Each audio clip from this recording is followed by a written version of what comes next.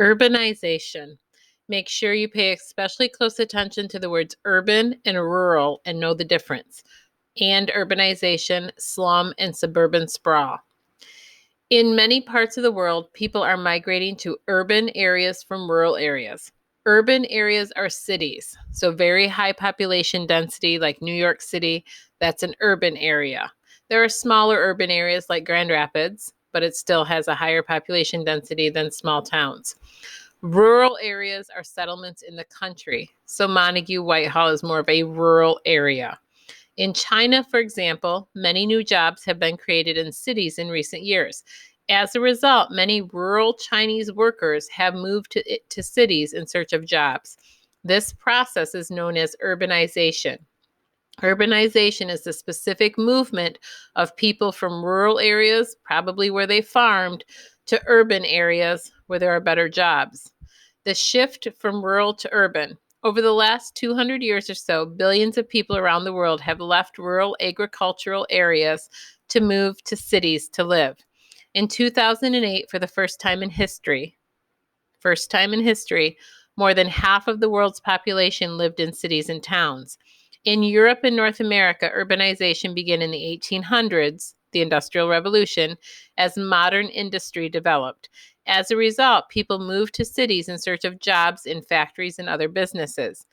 Today, urbanization is happening most quickly in Asia and Africa. In those places, people move to cities in search of jobs, better school, education, and better lives for their children. Challenges of urbanization. Rapid urbanization has created challenges for growing cities, especially those in poorer countries.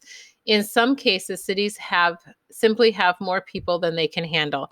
These cities cannot provide the housing, jobs, schools, hospitals, and other services that people need, like public transportation. One result is the spread of slums or poor, overcrowded urban neighborhoods.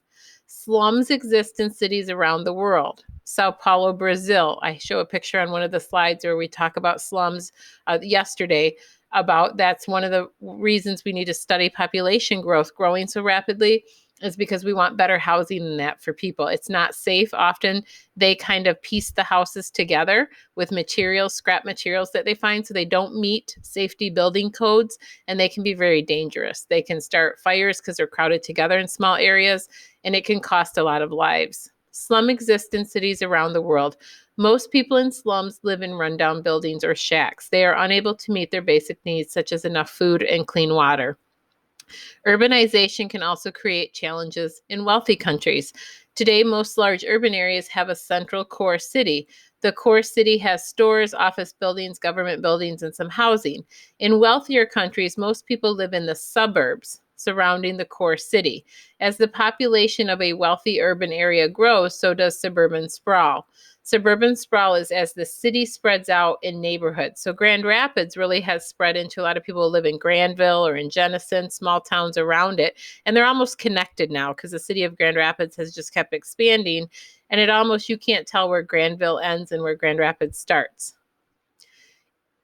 As the population of a wealthy urban area grows, so does suburban sprawl. Suburban sprawl is the spread of suburbs, housing neighborhoods, away from the core city.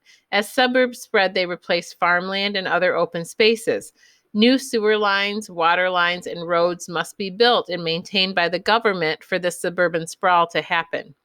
Because most people in suburbs use cars for transportation, suburban sprawl can increase the pollution and the amount of energy used. They're driving further to work to get back to the jobs in that core city. So a lot of people live outside of Detroit and smaller areas, and they drive maybe an hour to work to get into the jobs at Ford and GM, the automobile industry.